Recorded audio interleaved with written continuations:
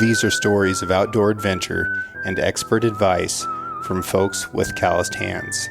I'm James Nash, and this is the Six Ranch Podcast.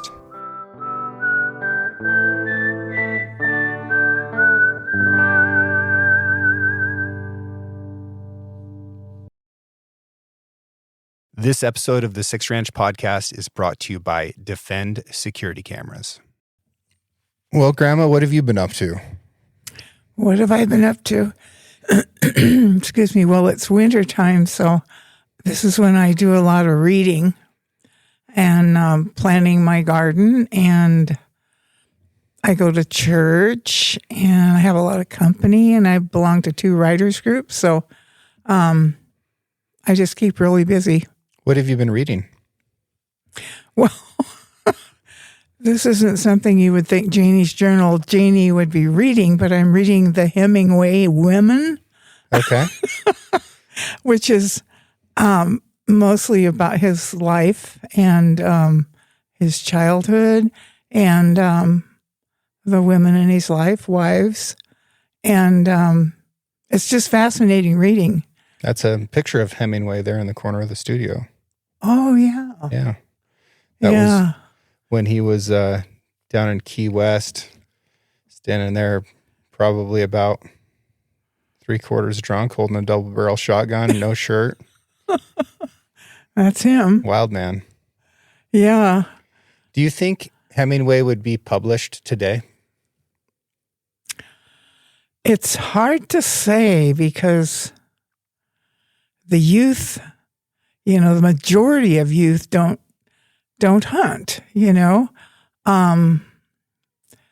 and that lifestyle, I just, he was in the wars were on, he was surrounded by war correspondents, and he was in the thick of that a lot, and there were just a lot of things different in the world today. So, I don't know. It's just hard to say. Yeah. Do you like his writing? I do. I know a lot of people don't, and they don't appreciate his lifestyle. But when you think of when you read about what shaped him, and we all aren't perfect. We all struggle with our demons, and writing was. Writing's hard. It's one of the hardest jobs in the world. And he had his own style. And I think he's still being read, and he's still, we haven't forgotten him, so he must have been good. Yeah. I mean, I'm a fan. I think that he was great. His style was never correctly imitated, which is also interesting, because you would think that with that more terse Spartan style of diction that it could be imitated, but of the people who tried, they didn't even get close. No, and he wasn't flowery. He understood what he said. Mm-hmm. He was to the point, and he experienced life, so therefore he knew how to write about it. And it would have been very hard for the women, for the mother, for any wife or lover to understand him, because he was complicated, and he was always searching for himself. And of course, he had a tragic end, which I'm sure drink had a lot to play in that, But it was also typical of the era, because people drank and smoked and didn't take care of themselves, physically. Mm-hmm. And that affected a lot of the brain, I'm sure. Yeah. Do you have a piece of his that you like more than the rest? Oh, gosh, I think I've read all of them. I can't, of course, Old Man of the Sea is... really good. But, I'd have to reread them again. I can't retain them all, but I liked all of his work, and I liked what it was on his headstone, And is it Ketchum, Idaho, where he's buried? Yeah, Ketchum, Sun Valley, one of those little. Yeah, it says, and best of all, he loved the fall with the yellow leaves falling on the trout streams. That's on his where he's buried there, headstone. Fall is a good time of year to remember a guy like that. Yeah. Yeah. Yeah, and he loved that area. Yeah. Around there. What year were you born? 1933. 1933. So in these 90 odd years, you ever seen a winter like this? 1 year in January. Well, that's when we had the epic flood of 97. January was warm with a warm Chinook wind that melted a snow, but no, not prolonged as this. Mm-hmm. There's been some warm winters, and I remember reading about different people and different histories here that experienced winters. They called them open winters, and they could leave the cattle out in the hills all winter because there was no snow. That was, I think Mac Brookmeyer would probably remember a couple of those, the old timers. Yeah.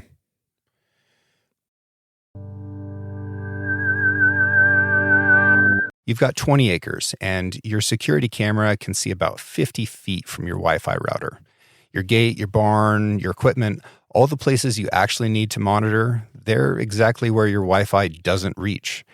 That's where Defend security cameras make a lot of sense. They work on cellular, just like your phone.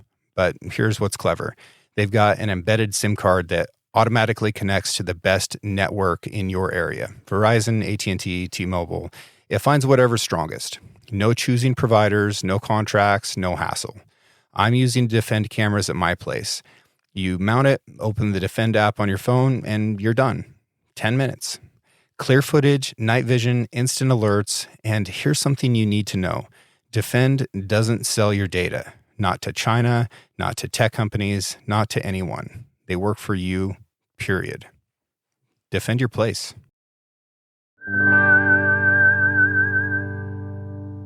And of course, it's been real cold on the East Coast and in the Midwest. But for us in the Intermountain West, it's been a warm winter.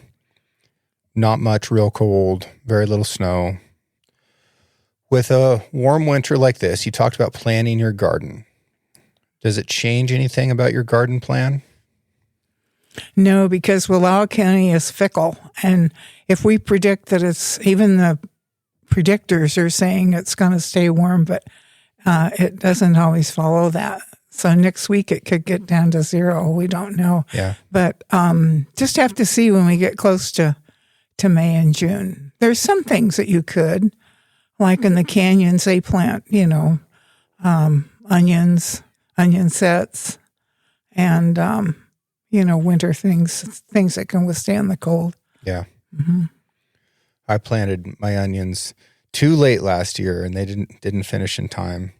But I also harvested my potatoes too soon, and with the really warm fall that led into a warm winter, a lot of my potatoes sprouted. It just wasn't cold enough to keep them. Mm-hmm. I need to rent an excavator and figure out how to make a little root cellar or something. Yeah, to be able to fight that. Yeah, I left mine pretty late, and I'm borrowing a root cellar from a lady in Joseph, the old-fashioned one where the door goes down flush to the ground, and you lift it up and go down cement stairs, and there's a little room there with shelves, and they just keep beautifully. Mm-hmm. But every time I bring some out to take home, they sprout. Yeah. Yeah, they have to be kept pretty cool. Yeah. Yeah. What kind of potatoes did you plant last year? I planted the red Pontiac, the Yukon Gold, and some russets. Yukon Gold is hard to beat. You're right. They're so versatile. One of my favorite breakfasts is just grate them raw and fry them in a little bacon grease and butter and then plop a couple eggs over them. Yeah. Really good. Or sausage gravy, Yeah, that's what I have for breakfast a lot of days. It's just real hash browns, and it's easy to do. It doesn't take very long. No. And, yeah, put a little bit of oil down, and I like to smush them down into the pan really hard so that when I flip them, it flips all at once. And Yep. get them good and brown on both sides. A little bit of salt. You're ready for the day. Yeah, it's wonderful. It maybe makes a night meal. Yeah. Yeah, I love potatoes in any form, but that was one of my favorite. Yeah. I planted Huckleberry Golds last year, which are a little bit like a Yukon Gold, but they've got a purple skin. And then I think I had like six different kinds of potatoes. I got sweet potatoes to grow, those purple Hawaiian sweet potatoes. Oh, I really like those. They didn't get very sweet, but they're good. And then German butterballs, I think, was the best potato I planted last year. wow. Are they a small potato? They varied in size. Some of them were big. Some of them were, 1 pound potatoes. But they're pretty similar, I think, to the Yukon Gold. Okay. So I'm going to plant more German butterballs and more Yukon Golds. I like the red potatoes too. They don't seem to keep quite as long. No, they aren't keepers. Yeah. Eat them first. Yeah. Yeah. Yeah. And every year I'm hopeful that this will be the year that my fruit trees start to produce, but they're still young. Yeah. Yeah. Yeah. They're still young. Getting cherries off of them, but it's fun to watch a tree grow. Yes, it is. Yeah. And at my age, when, your dad gives me a tree every year for Mother's Day, a fruit tree. And I think, well, I probably won't get to eat the fruit from it, but other people will. So that's a good thing to have as a tree. Yeah. Yep. And what a gift, right? To Yeah. plant a tree that future generations will enjoy the shade and the fruit from. Yeah. Yeah, I have excuse me, I have a persimmon tree. I think it may be one of the only ones in the county. And it's down at the creek. Mm-hmm. And every year the elk and the deer get in there and mow it down, but it comes back up with vigor. And so we'll see. I was hunting in Southwest Texas last week, and of course, all the vegetation is tremendously different down there, not too far from the Mexican border. And we found one persimmon tree, and my buddy Brandon, who I was hunting with from El Sapo Guide Service, he said, were there persimmons on it? And I said, no. And they said, well, if there were, we would turn around and leave because everything eats a persimmon. So if there is a persimmon down there in February, then there aren't animals around, so they're out of there. Another interesting one was this sotol, which looks like a yucca, and it grows a big stem out of the middle that can get 8-10 feet tall. And we found one with really pretty, like pink and white flowers, big, like 8 inches in diameter, coming up out of it. And we were hunting Aoudad Barbary sheep, which is that sheep up there on the left on that counter. Oh. And he said that they really like to get in there and push those over and eat those flowers. So if you get into a place that has a bunch of flowers on the sotols, that you need to get out of there. There's no Aoudad around. But I love learning stuff like that. Yeah. Up here, a lot of it is really second nature to me. If I see a certain plant that has been grazed or has not been grazed, that tells me a lot about what animals are there. But learning that in a new place is just fascinating. I can't get enough of it. Yeah, that's cool. Yeah. That's a pretty big animal. They are big. Big horns. Yeah. They're not native here, but they were brought in the 1920s. Mm-hmm. So they've been here for over 100 years, and they're doing very well in Texas. There's some in Oregon, down in the John Day country. And they're a beautiful animal. They have these big shaps that come off their neck and off their chest. The rams are big. The ewes have big, pretty horns as well. And they have 2 different ruts in the year, so you can have lambs kind of at any time. Mm-hmm. Really, really interesting. And they're not technically a sheep. They're not technically a goat. There's theories that they're a really old animal that might be the ancestor to all bovines, and they're native to North Africa. But there's more of them now in Texas than there are in the entire African continent. Really? Done very well here. Wow, their habitat's good. Are they browsers? Yep. They'll browse, they'll graze, they dig up roots. The country they're living down there. Easy keepers. Everything has a thorn. It's tough country and real dry. They're in a heck of a drought, but I bet. those sheep are resilient. Unlike a lot of our native sheep that really are not resilient and are not doing all that well. Mm-hmm. But you can go down and hunt aoudad for just a small fraction of what it takes to hunt one of the native sheep in North America. And I think it's every bit as good of a hunt. Huh. It's pretty cool. Yeah, up here you're lucky to get a tag, huh?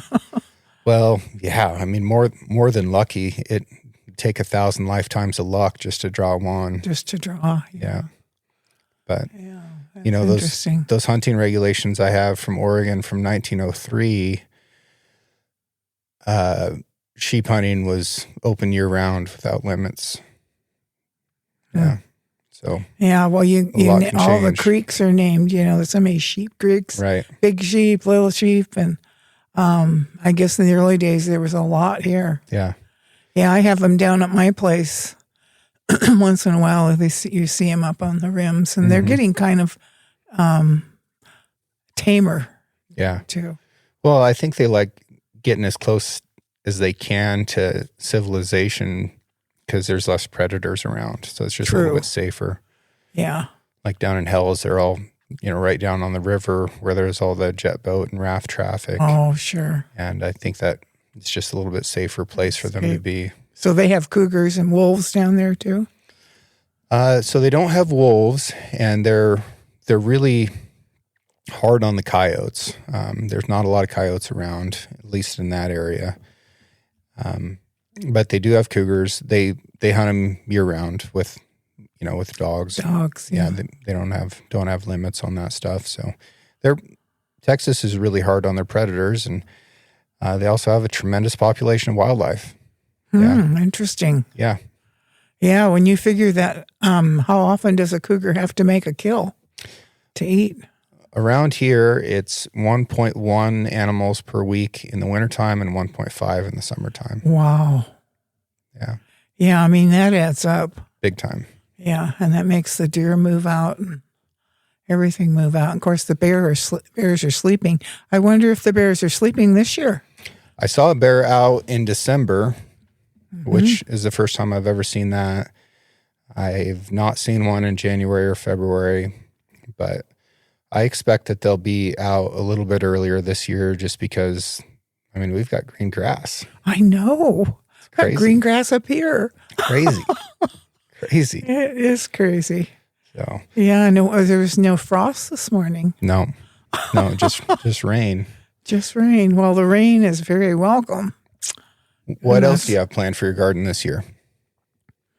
Well, first I had to decide at age almost 93 that am I going to have a garden? And I thought, oh no, I've got to have a garden because I get so tired of that stuff they call vegetables in the stores. It's just so old, and I just want to taste the first lettuce and the first radishes and stuff. But so,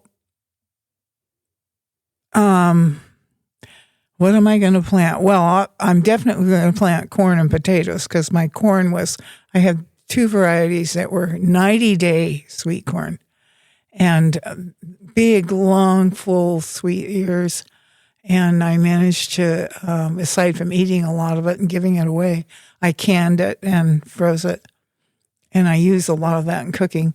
And then, of course, the potatoes. But, you know, I got to have crookneck squash, and I got to have lettuce and radishes and carrots. And so I'll probably just end up doing, you know, what I usually do, what I eat the most. What other squash do you plant? Zucchini. I only put one or two hills in this year, and it's still all you need. But I also put baking squash this year. Mm-hmm. The little ones, what were they called? Acorns? No, I did some of those, but they're kind of round. Anyway, they were a wonderful squash.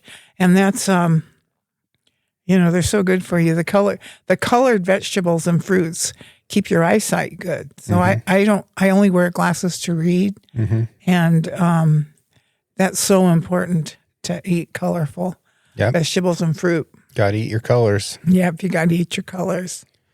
Yeah. So, and then of course I put flowers because flowers make you joyful. Yeah. It's And good they're- for the bees. Yeah, for pollinating insects and stuff, and it just looks pretty. I Yeah. planted, what squash did I plant last year? I had cucumbers, which completely overwhelmed me.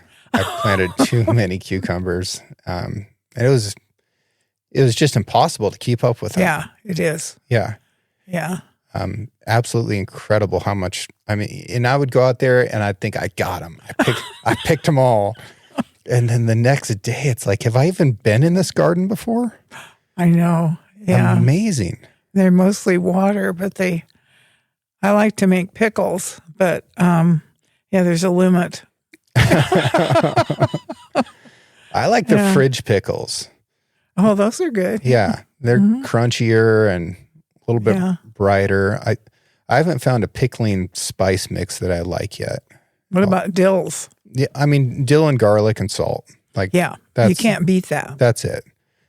Anything else Yeah. you're putting in there, Yeah. getting No. too fancy. Uh-huh. You don't need any of that trash. I do like my 7-day sweet pickles, though. You make them in a crock and you pour the water over, and then for so many days, the boiling water, you'd think they'd just be mush. And then you make a brine or syrup and heat it to boiling for 3 days, and then you can them. And they're just as crisp as they can be. But you have to like a sweet pickle. A lot of people don't like a sweet pickle. They're disgusting. They're so gross. I would rather eat your wood cook stove, cast iron chimney and all, than dang sweet pickle. So Yeah. nasty, especially if you don't know going into it that it's a sweet pickle and you think Yeah. you're about to enjoy a dill pickle. Crime. Yeah. It's a crime. Hardly anybody makes them anymore. Good. It's like mincemeat, but my mincemeat's really popular. Did you know what my mincemeat pie sold for this year? No, how much? $300 at the Stalker's auction. Nice. And the same guy buys it every year. Yeah. But there's other people that remember their grandmas making mincemeat. What's the most expensive pie you've ever sold? Oh dear. Because you didn't It have was one over go for like, 1,000, yeah, 1,200 or something like that. that's what I thought, like 12 or $1,500. Yeah. The ones that go for the most is dinner or breakfast sourdough hotcakes and huckleberry hotcakes down at my cabin on a wood stove. I think that went for $3,000 or something one year. Yeah. And this year it was a steak dinner. I still owe that. I think they're going to come next month. And you do that to support charities and fundraisers. That's the hospital benefit. Mm-hmm. They buy a piece of equipment every year for Healthy Futures. It's a big fancy dinner. Yeah. Good. Well, I'm glad people are spending $3,000 on pancakes. Yeah, but that means I have to go down the night. I'm not doing it anymore. I already did my last one, but I have to go down the night before, spend the night down there, and get up early in the morning and, start the wood stove and get it hot. And then I do the pancakes, the sausage, the eggs, the orange juice, the cowboy coffee, and everything's just, old fashioned. And, yeah, they love it. It's fun, but it's a lot of work for an old lady. Do you burn locusts in your wood stove down there? No, I have a friend that cut me some kindling really good. It was seasoned tamarack. That's the best because it burns clean and makes it really hot. And of course, when you want to turn your stove down, you just merely move your pan over to the right where it's cooler. It's quite a trick. But sourdough takes hotter heat than, it takes pretty high heat. But there's a delicate line between too hot and not enough. It's just something you learn. You know? Well, I appreciate you bringing the jars back from the smoked salmon I gave you. Oh, that was delicious. Yeah. You know what I made the most was bagels and lox Okay. with the cream cheese on a bagel, and maybe a few little, what do you call those little green things? Capers. Yeah. Yeah. What did you think of the smoked marlin that we had at Christmas? Oh, it was delicious. Isn't that good? Oh, it was just delicious. But that salmon from Alaska, when my sisters were here, we had that. And then I had the last of it not too long ago. It kept so well the way it was wrapped. Well, don't let me forget when we get done here, I'll give you some more. I've got a bunch that's frozen. Oh, Yeah. man. It's not smoked, but it's fresh frozen. Oh, it's so good. I just usually poach it, just poach it just right, not so it's not overdone. And I make my own tartar sauce, but it really doesn't need anything. Maybe a little lemon. Yeah.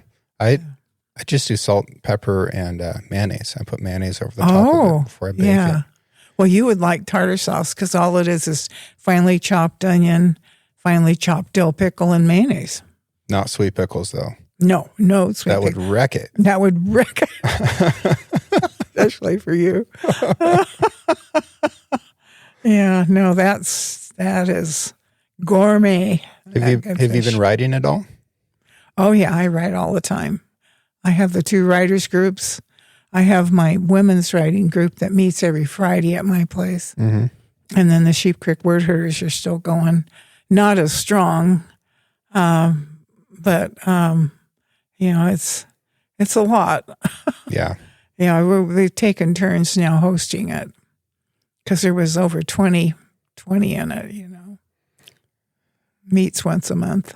Some advice I give people when they're working on a piece of writing and they're a little bit stuck is to write the end first. Oh. Do you ever do that? I haven't. I really like that approach because I think when people get stuck or they get lost, it's because they don't know where they're trying to end up. True. And if you can write the ending, which is critically important, then you know how to get there. And you can explore different routes to get there, but you know where you're going. Yeah, I'll have to try that. Well, what I do is in the middle of the night, I'll get a brainstorm. Oh, I got to write about that. Usually it's an experience I've had in my life, And so I sit down the next morning, very first thing before breakfast even, and I'll write that first line. And then I don't need any more help than that. I just need to be able to write faster because it just pours out, including the ending. Mm-hmm. And but I'll have to do that. That's what our Write Women is good for because you have a little deadline that you have to have something done. And right now I'm working on getting all my essays that are laying all over the place collected and maybe put into a book. Because I realized I was living in an era that's no more. And like all the hunting trips, I catered for and stuff, and going up the Minam in November for that wilderness elk camp and being there 2 weeks in a snowstorm and all the things I cooked, and it was below zero, and, going in on horseback, that's got to be written, So that is written if I can find it. Yeah. But putting them all together before I die somewhere. That old school elk camp that, was kind of a logistical marvel in a lot of ways to bring a camp way into the backcountry and set up and hike and ride out and look for elk every day and come back to, real meals. A lot of that has been replaced by this sort of ultra lightweight, really, really Spartan, just kind of survivalist style of hunting.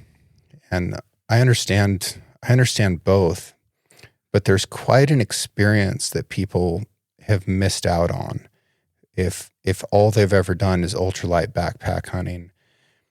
Just the social aspect of that wall tent elk camp, there's nothing like it. Oh, those wall tents.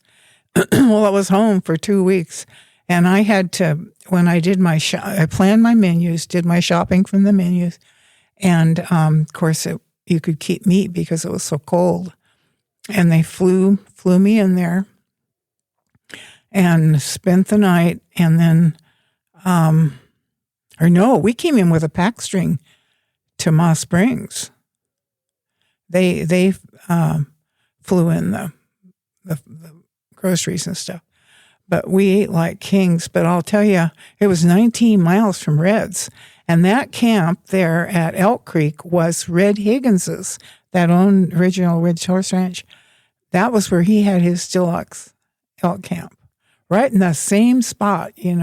I have an old Sports Afield clipping about, and it shows him a caricature drawing of him and the muleys. It was a muley deer hunt, and so I felt like I was reliving that. But we just every day I probably said this on another podcast already, but every day I baked on a Duckett stove a round loaf of sourdough bread, and every day I made a pie. And they ate it all, so that's why I had to do it every day. But we had, meat, entrees, and gravy, mashed potatoes, what men like, and hearty breakfast, and then I made them a lunch because they were gone all day. But I remember it was Halloween night, and a snowstorm came up late afternoon, and one of them didn't show up. One of the hunters didn't show up. And the guide said, he looked out, it was just a blizzard. You couldn't see anything. And the guide says, I'm not going to go looking for him tonight, but I will in the morning. And then in the morning, it was cleared off a little bit, but it was still pretty bad and very, very cold. So we waited a little while, and here he came, but he'd shot an elk just as it was getting dark. And then the storm came up, and of course he had to gut it out, and all that. He got that done, and he built a little fire, and it kept sliding down the hill. The fire did, but why he stayed up all night and fed the fire. He came in just ravenous. So I fed him a big steak and made hot cakes. He ate every bit of it. And then at noon he ate again. He was a great big tall guy. But, that was really, that was hunting. And I've approached a tent. I had to go out to the Minam to dip water, for the water, and take it into the tent. And you're out there and you see that warm glow coming from the big wall tent. They were big, and I had a big stack of wood all split, and it was home. It was an experience I'll never, ever forget. Yeah. It's just wonderful. Pretty special. Yeah. You could hear the horses stomping, at night. And then when I used to cook up the South Fork of the Imnaha, or the North Fork, that was the base camp, but you'd hear the pack strings coming in and unloading, and then you got to hear all the stories. The cook got to hear all the stories, and they were so appreciative of everything that you did. But I wouldn't trade that for anything. It was just one of the best times of my life. And then you watch the seasons. I mean, you're outside all the time. The stars and the trees turning, and to be in a pack string in the fall, going out with, the muleys tied on their horns, and the the animals carrying the game. You look back up that trail and all those colors and then the rushing water below you. Oh, it's pure heaven. Yeah. And I didn't have gear. I didn't have what you call real gear, just old clothes. Lots of wool. Yeah, I had some wool shirts, I think, but I had long johns, cotton long johns, and just stuff that, of course, I was used to going out and milking the cow and in blizzards and stuff in the barn. And so Prairie Creek was a cold old place. Mm-hmm. So I had that kind of stuff. Something for your head. How long did you have a milk cow for? Oh my gosh. Do you want me to go clear back to my childhood? Yeah. Well, Daddy taught me to milk when I was 3, I think, and he entered me in a milking contest at the fair. But no, I milked. And then when we got milking machines, the surge milking machines, the cows still had to be stripped because we were on that DHIA testing, butterfat testing program, and had registered Guernseys. At first we didn't have electricity, but went further on we did. So, and everywhere I lived, I had a milk cow. When I got married at 17, moved up to Oregon along the Rogue River, I had a milk cow. And then you kept milking until how long ago? Well, not by my choice, but everybody said I was getting too old to have a milk cow. So I think about, probably about 15 years maybe now. Yeah. Yeah. It's a lot of milk over 8 decades. Yes, it is. Yeah, the barn cats would sit there, the snow would be coming in the old knot hole, the wind would be driving the snow in, the cats would be meowing, and I'd take and squirt, and they'd drink some, and then I'd get a pan full for them. But I spent many hours out there in the barn during calving time and grafting calves. And yeah, I'd have 2 and 3 calves on each cow, so they were money makers. Mm-hmm. And in all that time, is there one cow that stood out that you loved the most? Yeah, probably Old Star. I wrote about her in Janie's journal. I think she's in those books. But she didn't like men because she'd been mistreated somewhere along the line. She had a stub of a tail, I think, had to do with a veterinarian one time or something. I don't know, but got caught in a chute or something. But anyway, she just loved me, and she lived way into a lot longer than most cows and had a calf every year, in spite of the fact people said she was too old. Big Holstein, great big old Holstein. And then she had a daughter named Star Girl. Well, she had a lot of daughters that I kept, but she just loved me. And when she was getting ready to calve, she'd sit out there and bawl, and I'd come out and she'd go in the barn. I'd have a place all straw down, She'd lay down and have the calf and let me take care of her. Mm-hmm. Yeah, she was pretty special. Milk cows are. Did you milk her twice a day? Yeah, you had to. But then, I locked the calves away from them. And, because I had 3 milk cows at one time. I mean, a lot more than that, but could let 3 in at once in the little barn. And, so if I wanted to go anywhere, I wasn't tied down, I could turn the calves in. But if I left them with them, I wouldn't have had any milk. Mm-hmm. You've seen so many changes in your life, from being born in the Great Depression to, now where people are using artificial intelligence on a daily basis. What in your opinion are some of the best changes that have happened, and what are some things that worry you a little bit?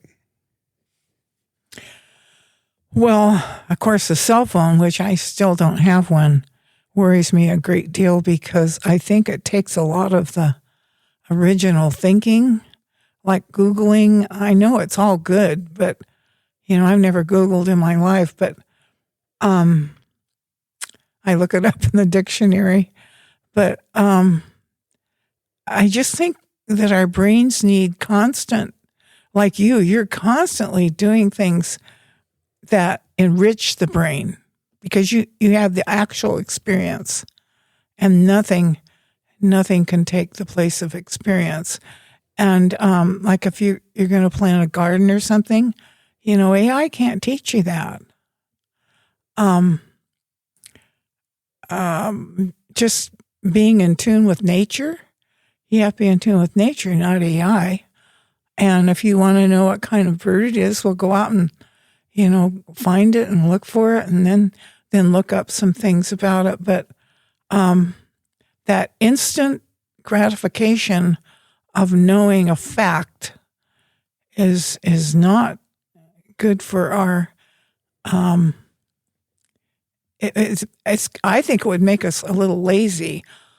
Or the brain needs to be used, because especially when you get older, all my friends are number one dying, and the ones that aren't are, losing their memory and they're bored.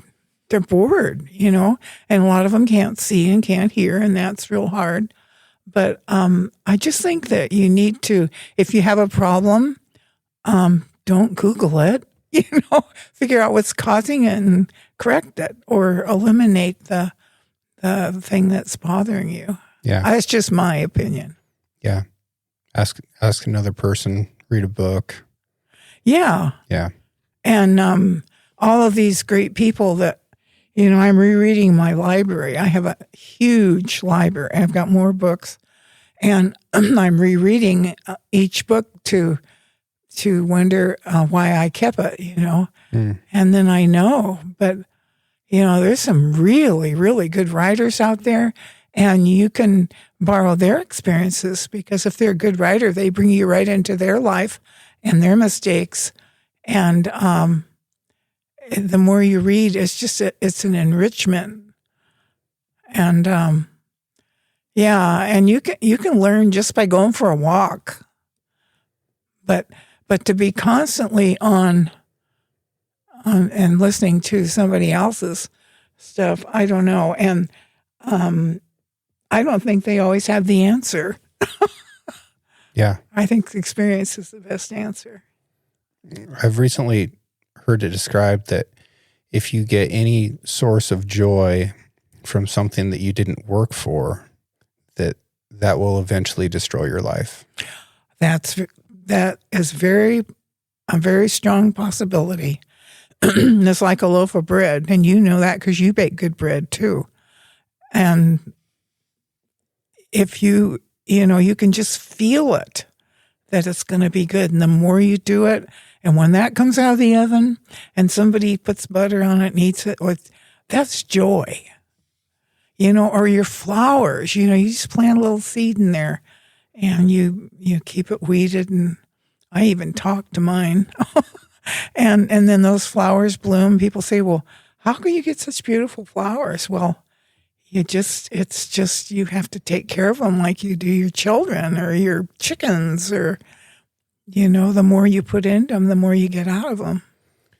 And speaking about work and joy, after you till up your garden and figure out your irrigation and get stuff planted and make sure that the weeds aren't coming in, and after a couple of weeks, you get to start seeing that come out of the ground. Oh. And then every day it's a different garden. Yeah. Every day there's something new and something changing. And there's just this burst of life coming out of the ground that's a combination of water, soil, and sunlight. Yeah. And your effort. And you just keep working on it. And then pretty soon there's something there that you can eat. Yeah. It's a miracle. That is a huge sense of joy. Yeah, it is. Look, you don't have to have acreage. You don't have to have much space at all. If you're doing this on your windowsill in a Dixie cup, mm-hmm. you're going to get to sense this accomplishment, and you can do it. Like you can find something that you can plant in a coffee mug. Yeah. And all you need is a little bit of dirt and seed and water and sunlight and patience. It's a pretty special thing. And I so encourage people to do that. And whether they're out trying to grow a vegetable or something like that, or they're going out to try to catch a fish that they're going to eat, or they're going to go hunting and, try and do everything that's required to, find an animal, get it ethically killed, get it butchered cleanly, bring it home and preserve it and then prepare it and serve it. There's nothing else in your life that can compete with that. No, it's an accomplishment. Yeah, it really is. I start my tomatoes in Dixie cups. Yeah. And just, 3 seeds, and then I leave the healthiest. I thin it and leave the healthiest until they're really quite tall in the house, just in a sunny corner, and then set them out. But year before last, I had so many tomatoes. I went, oh, dear God, please don't make them make any more tomatoes. Well, you planted like 60 tomato plants, didn't you? I know. And I put up like 40 jars of roasted tomatoes. Oh, they were so good though. And I did that last year. I cut way down, but still I had these great big tomatoes. And so those are giant jars too. They Weren't they are, like that yeah, half big gallons wide or mouth. something? Well, no, I did them in wide mouth because it's just me in wide mouth pint jars. Okay. Yeah. But what I started doing now is I roast them with olive oil, drizzle over them, and basil and garlic and salt and pepper. and then pour all that into a kettle. And some of them I can just like that, but others I just make a kind of a sauce. Mm-hmm. So that's the base for all my spaghetti, for just everything, Swiss steak, soups, anything. It's just a base. And it's such a satisfaction to just go open that and start throwing things in it, I planted a bunch of cherry tomatoes last year because tomatoes have been giving me fits. I've not figured them out yet. And I thought, well, I'll just plant cherry tomatoes because they're going to come on a little bit sooner. And, and I don't have to wait for this big piece of fruit to develop. I'm fighting frost and bugs and all the other stuff. Well, I overdid it on the cherry tomatoes. And that was another thing where you'd go out and it's like, oh my gosh, there's 100 of these things again today. And I would just eat them while I was working on other stuff in the garden. But they're a little bit harder to preserve and stuff. I think those heirloom tomatoes are better for the canning and roasting, that kind of thing. But those little sweet cherry tomatoes are a pretty nice little treat. Oh, they're really good. Yeah. Yeah, they're really good. But like you say, they really, they can gang up on you. Oh, my whole garden ganged up on me. I'd go, if I'd miss a day, I'd go, oh no. Yeah.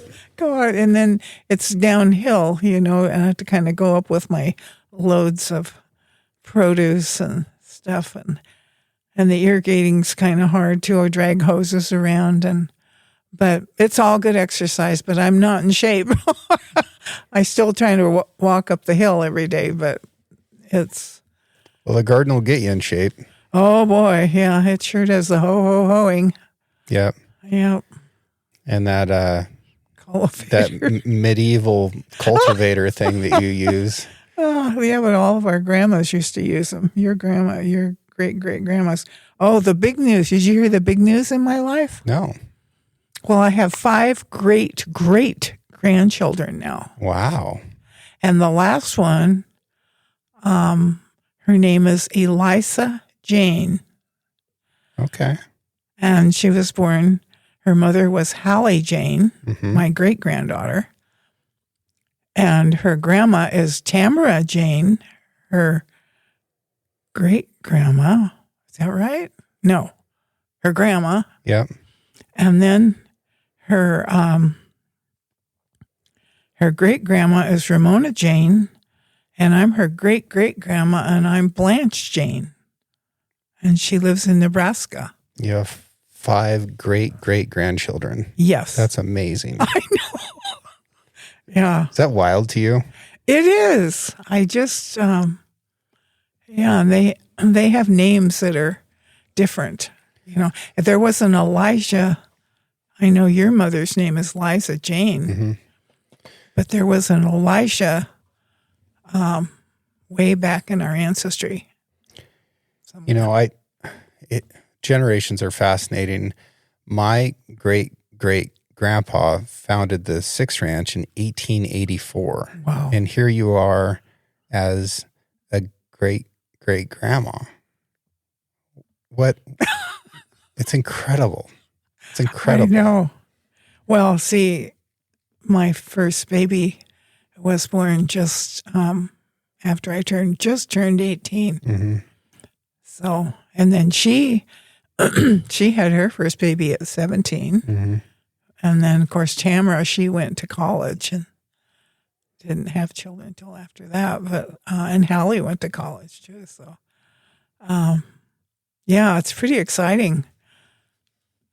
I've only seen one of them, the one in Washington, Ashlands, you know. Yeah.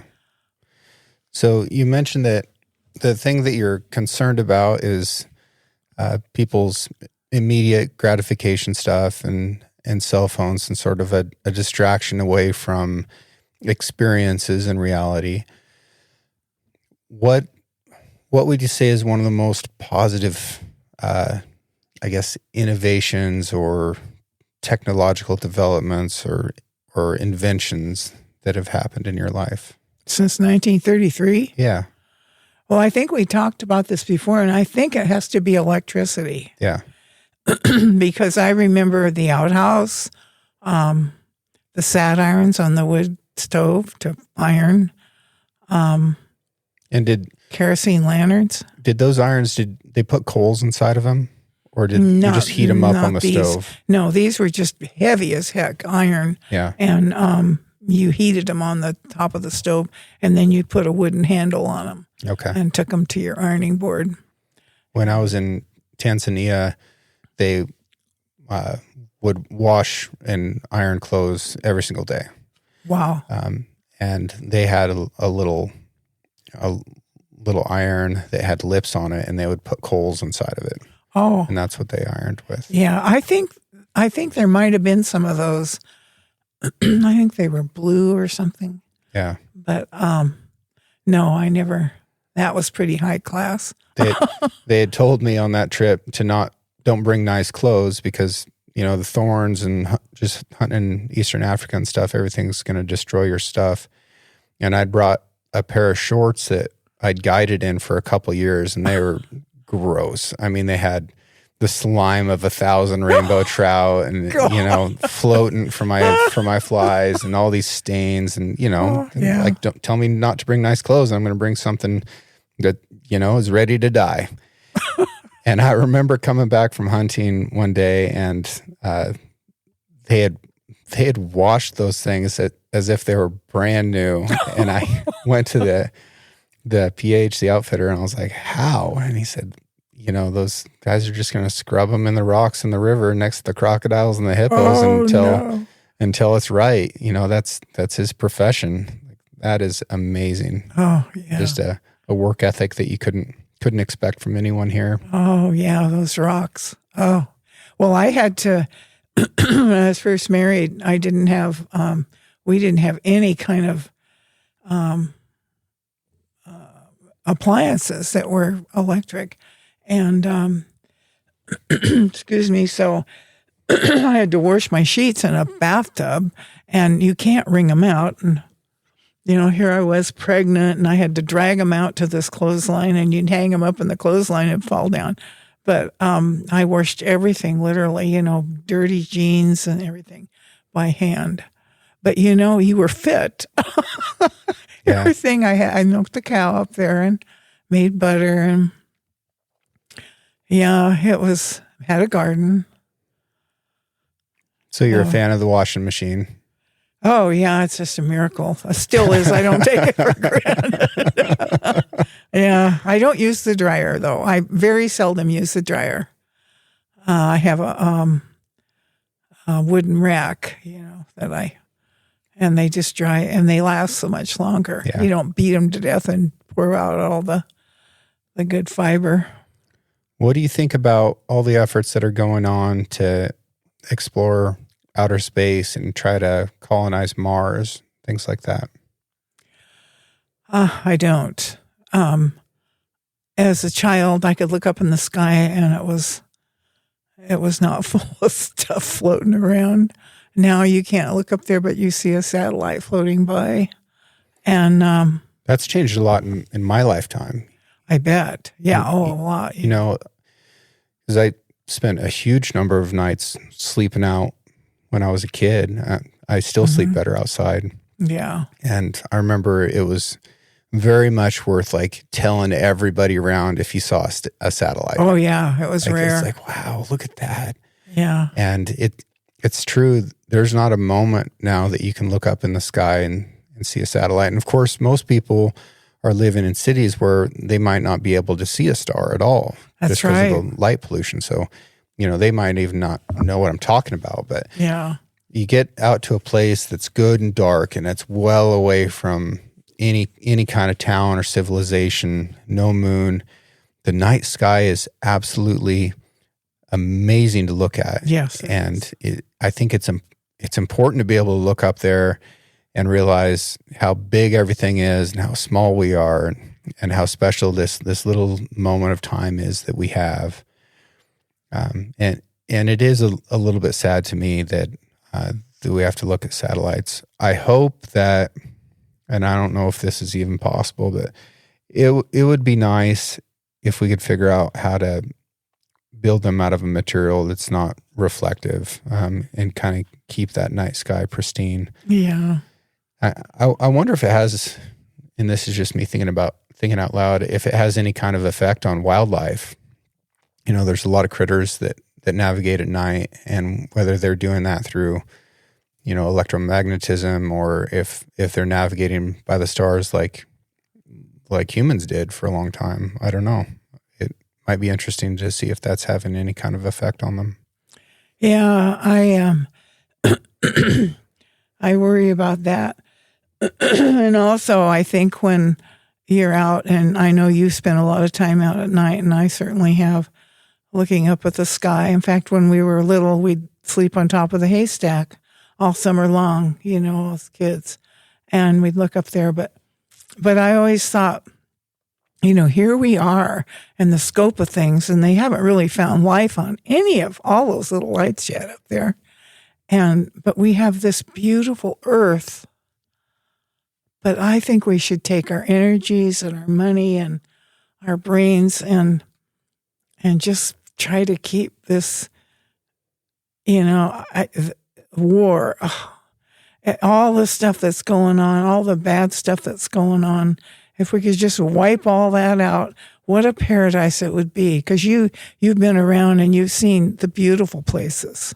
There's a lot in this county, but you've seen, I haven't been any further east than Woonsocket, South Dakota, but you've seen places all over the world that are just beautiful. And, blue seas and palm trees and high mountains and stuff. But, what a shame, what a gift that we get to, and us older ones saw it when, where I was born. It was totally different than now. Now it's houses. But wouldn't it be something to just, the paradise that it was if we could have just kept it like that, But it seems like every time we invent something, it takes up space. And I don't know. I think you know what I'm trying to say. Yeah. It just can never be. Because even in the Bible, there was violence. There was wars. There was people killing each other, and terrible things happen. But yeah, there's always going to be contest over resources. As long as there's people. And ideologies. Yeah. Yeah. But we don't have it here right now. And that's pretty nice. No, we don't. No, and I think the people that come here that try to change it too much or something, they don't last too long. But the ones that, were born here like you were and and lived here a long time, where there's just no place like it. Yeah. You know, the road ends here. Yep. Yeah. Yeah. It's pretty good.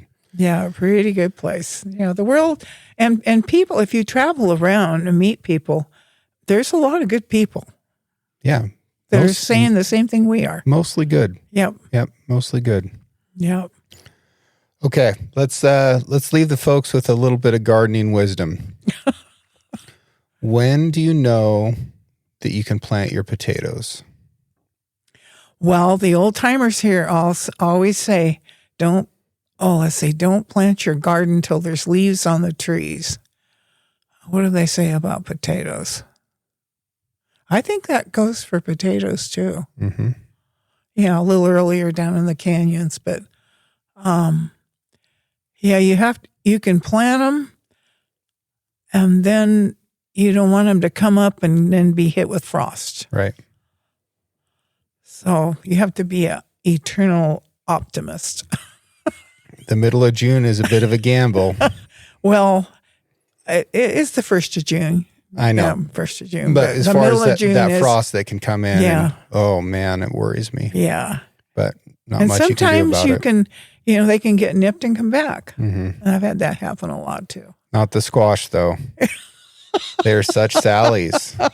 They are. It gets like not even freezing, just close to it. And I go out and the squash, like they look a little bit wilted. And I'm like, are you going to be okay? And then that afternoon, they just melt. Yeah, They're just done. melt. Yeah, they're tired. They give up.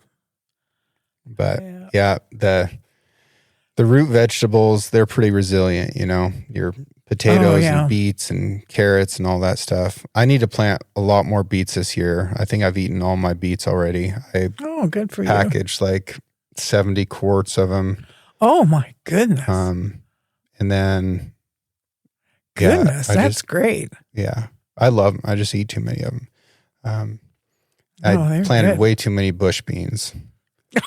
That was overwhelming. I got to dial that back. But yeah, I'm definitely starting to think about what my garden's going to look like this year. It's going to be fun. Oh, they always are. And they're always different. Gosh, I've had so many gardens. I remember my mother saying about green beans, when they just kept coming on, she just took a shovel one day and shoveled them. She said, I took care of them. She'd canned them. She'd done everything. Yeah. Yeah. And if they get too big, then they're tough and no fun. But I planted a bunch more raspberries last fall too. So I should have 5 or 6 different kind of raspberries. And that good. I know will eventually turn into a war.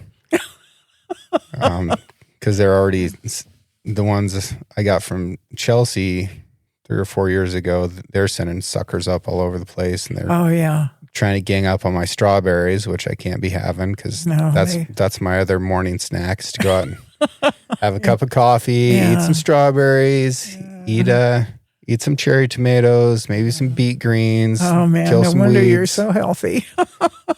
Yeah, and all your good game that you get and eat and fish and stuff. That's good. Pretty nice. Yeah. Well, let's go get you some salmon, Grandma. Okay. Well, thank you, James. Thank you for coming back on the show. You're everyone's favorite. I get messages all the time on when I'm going to have Grandma Janie back on, so people are going to be happy to hear from you again. Oh, well, I'll be thinking of everybody. All right. Bye, everybody. Thank you to everyone who has taken the time out of their busy lives to write a review for the show and share it with their friends. I'm extremely proud of how intelligent, engaged, and adventurous this audience is. Original music for the Six Ranch podcast is written and performed by Justin Hay. Art for the Six Ranch podcast was created by John Chatelain and digitized by Celia Harlander. Thanks for listening, and we'll see you again next week.